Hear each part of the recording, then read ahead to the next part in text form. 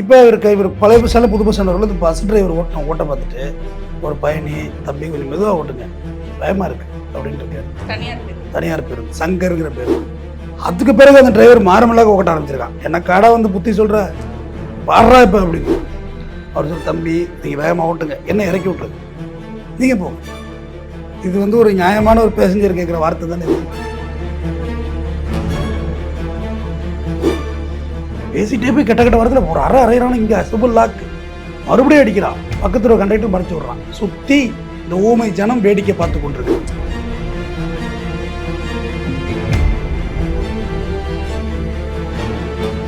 அந்த அளவு பப்ளிக் உங்க மேலே ரெஸ்பெக்ட் வைக்கிறாங்கல்ல, நீங்கள் பப்ளிக் மேலே ரெஸ்பெக்ட் வைக்கணும்ல. அவனோட கஸ்டமர் எங்கே கொண்டாந்து படிங்க உனக்கு எவன்டா லைசன்ஸ் கொடுத்தா நீ இந்த வண்டியை பின்னாடி எடுக்கிற வரைக்கும் உன்னை இந்த இடம் எவ்வளோ பெரிய ஜாமானாலும் பரவாயில்ல லோக்கல் போலீஸ் நான் வரக்கூட நீ டிரைவராக இந்த வேலை செஞ்சுருக்கேன். பஸ் டிரைவர் தான்.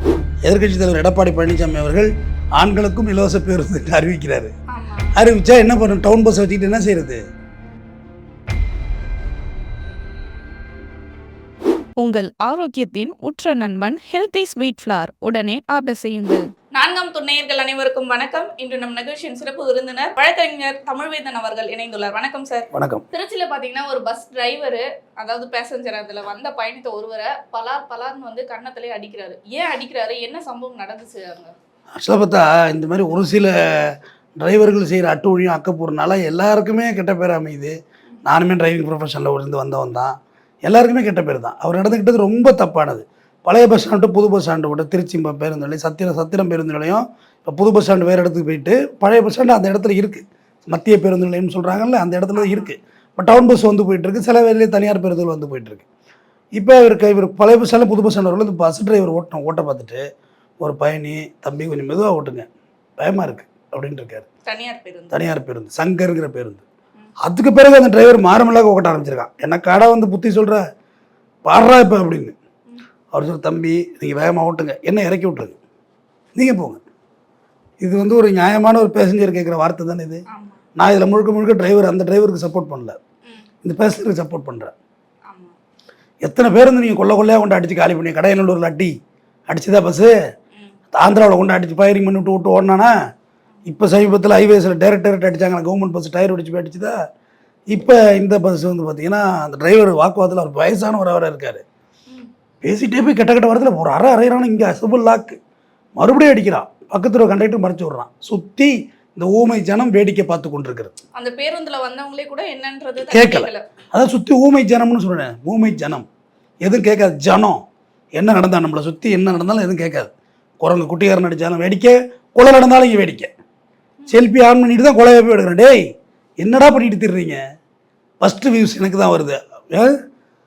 அப்புறம் அந்த டிரைவர் கிட்ட அப்புறம் அந்த வீடியோ சோசியல் மீடியாவில் வைரலாகி காலையில் 30/1/2026 காலை 5 மணிக்கு நடந்தது.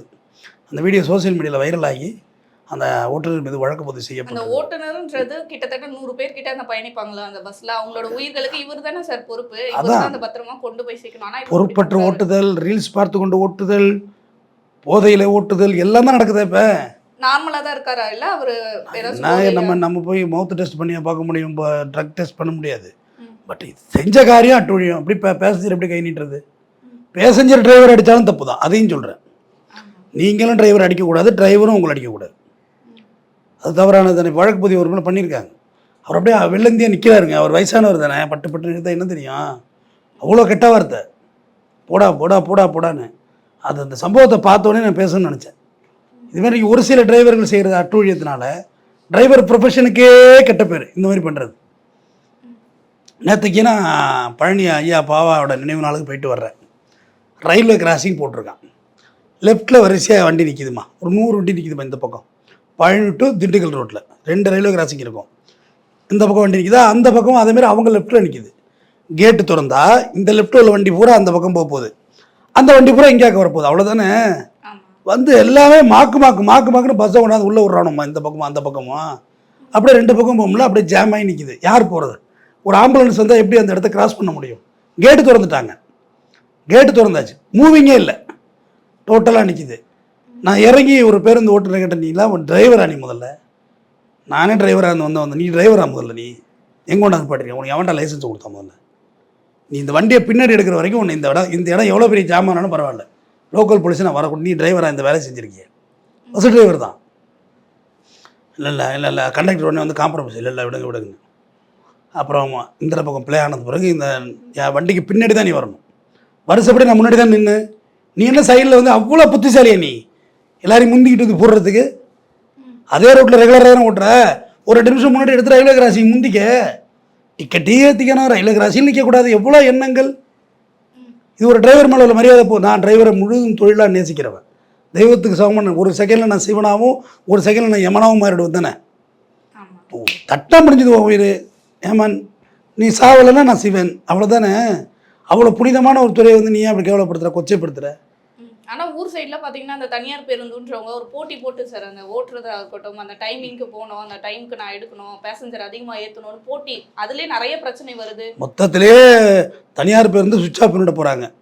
ஏன்னா ஏடிஎம்கேயோட எதிர்க்கட்சி தலைவர் எடப்பாடி பழனிசாமி அவர்கள் ஆண்களுக்கும் இலவச பேருந்து அறிவிக்கிறாரு. அறிவிச்சா என்ன பண்ணும், டவுன் பஸ் வச்சுக்கிட்டு என்ன செய்யறது? யார் வாங்குவா அந்த பஸ்ஸை? இன்றைக்கி போய் கேட்டால் ரூட்டோட 2 கோடி 3 கோடிக்கிறாங்க. யார் வாங்குவா அந்த பஸ்ஸை? எதுக்கு அது? எப்படி நடத்த முடியும்னு கேட்குறேன். பேருந்து எப்படி நடத்த முடியும்? ஒரு பப்ளிக் கிட்ட ஒரு பொலைட்டாக நடந்துக்கணுங்கிற ஒரு பண்பு கூட இல்லைன்னு எந்த மாதிரி டிரைவரு? அது ஏத்துறதுல பாத்திருக்கீங்களா? அதுல மட்டும் 2 கண்டக்டர் கிட்ட இருப்பாங்க அந்த தனியார் பேருந்து, படிக்கட்டு 2 பேர் அடிச்சு ஏத்துறது, ஏத்துமா இறக்கி விடும்போது கையை பிடிச்சி கீழே தள்ளி விடுறது, அந்த மாதிரி நிறைய சம்பவங்கள் நம்ம. அதாம்மா டிக்கெட் ஃபுல்லாக ஏற்றுவாங்க. 52 பேருக்கு தான் இன்சூரன்ஸ் இருக்குது அந்த வண்டியில். ஒரு மனுஷனாவே மதிக்க மாட்டாங்க சார் அந்த பஸ்ல ஏறுறது. 52 பேர் தான் இன்சூரன்ஸ் இருக்குது, அதுக்கு மேலே இன்சூரன்ஸ் கிடையாது. அந்த வண்டியில் அள்ளி ஏற்றிக்கிட்டு போய் பரட்டி விட்டால் என்ன ஆகுறது ஓவர்லோடில்? அதுவும் சில தனியார் பேருந்துகளில் வைக்கிற பாட்டு சத்தம் உள்ளே குடியிருக்க முடியல. ஹாரன் சவுண்டு, பாட்டு சத்தம், போகிற வேகம் எப்படிமா கண்ட்ரோல் ஆகும்? எல்லாரும் மனிதன் தானம்மா, எப்படி கண்ட்ரோல் முடியும் அந்த வண்டியை? அப்போ நீ பப்ளிக்காக நீங்கள் ஒரு பேசஞ்சர் அடித்தா அது எப்படி நியாயம்? ஏற்கனவே அரசாங்கத்து பஸ் கண்டக்டர் ஒரு பள்ளி மாணவனை அடித்து ஒரு பிரச்சனையாச்சு, ஞாபகம் இருக்கா? உங்கள் வந்தாவசி பக்கம் உங்கள் சைடு தான் பிரச்சனையாச்சு, பள்ளி மாணவனை பிடிச்சி அடித்து போய் அது ஒரு பிரச்சனையாச்சு. இதுமாரி பப்ளிக்கோட நீங்கள் வந்து சண்டை. நீங்கள் வந்து இங்கே திண்டிவனம் பக்கம் விழுப்புரத்துக்கிட்ட ஒரு பேருந்தில் படியில் தொங்குறாங்க. அந்த டிரைவர் வந்து படியில் தொங்காதையும் மேலே வாங்கன்னு சொல்லப்போ அந்த பையன் அந்த பள்ளியோடத்து போய் ஃபோன் அடித்து அடுத்த ஸ்டேஷனில் 4 பேரை ஏற்றி அந்த டிரைவரையும் கண்டக்டர் அடிக்கிறான் நம்ம மாக்குன்னு. டேய் பொறுக்கி உன் நல்லதாண்டா சொல்கிறான் அவன். உள்ளே வந்து உட்காரா செத்து போயிடாதீங்களா, படியில் கிடந்து வீலுக்குள்ளே போயிடாத, வடிவில் சொல்லுவார்ல வீலுக்குள்ளே போயிடாதுன்னு. அடுத்த ஸ்டேஷன் ஆள் செட் பண்ணி அடிக்கிறாங்க. அப்போ நீ படியில் நிற்கிறது கேட்பாங்களா? இப்போ இங்கே யாரை குற்றம் சொல்கிறதுனே தெரியல, இவங்களும் தப்பு பண்ணுறாங்க, இவங்களும் நல்லா சொன்னால் இங்கே காலம் இல்லை. அதை தான் நான் 2 பக்கம் சொன்னேன். டிரைவர் நீ ஒரு பேசஞ்சர் அடித்தது மாபெரும் அட்டூழியம், அதுமாதிரி 4 பேர் சேர்ந்து ஒரு டிரைவர் அடிக்கிறது மாபெரும் அட்டூழியம். ஆக்சிடென்ட் ஆகிட்டு தான்மா அந்த டிரைவரை தொக்கா பிடிச்சி வச்சு உரிவுன்னு உரிக்கிறாங்கம்மா. யார் வேணும்லாம் பண்ணலாமா, யதார்த்தமாக நடந்துருது. குறைந்தபட்சம் அவனே பார்த்துட்டு போயிருப்பான். சரி, நான் நிறைய இடங்களில் ஸ்டேஷனில் கொண்டு இறக்கி விட்டு போவேன். ஆக்சிடென்ட் ஆகி எங்கிட்ட கூட ஓடிட்டு இருப்பாங்க டிரைவர், உட்காரு அதுவும் என் ஜீப்பை கண்டா விழுந்து வேற ஓடுவாங்க. நான் இருக்கு கையில் பிடிச்சிடுவேன், அப்படின்னா தொட்டா தொலைச்சிடுவேன். டிரைவரை சொல்கிறேன், கை வச்சா தொலைச்சி கட்டிடுவேன்றான். தைரியமாக சண்டை போடுவான். உட்காரு, என் வண்டியில் உட்காரு, உன்னை அவன் என்ன பண்ணுறான்னு பார்ப்போம். என் வண்டியை தொட்டு இறக்கினா அவன் நடக்கிறது வேறு.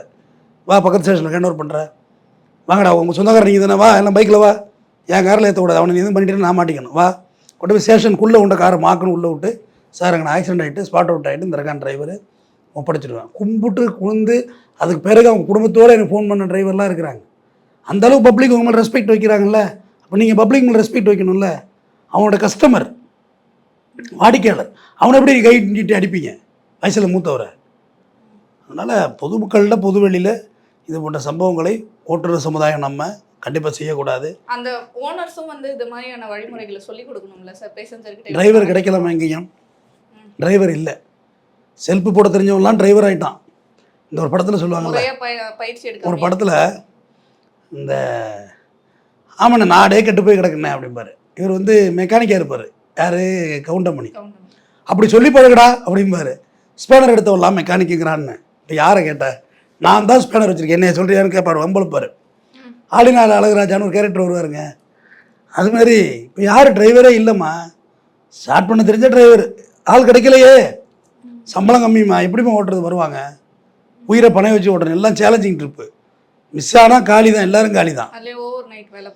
அதனால் டிரைவரே கிடைக்கல. இப்போ கிடைக்கிற டிரைவரை ஏற்றி விட்றாங்க. தயவுசெய்து செய்யாதீங்க. பொதுமக்களோட கொஞ்சம் அன்பு பாராட்டுங்க. பொதுமக்களும் நீங்கள் அன்பு பாராட்டுங்க. தொடர்ந்து பேசுவோம். நன்றி. நன்றி சார்.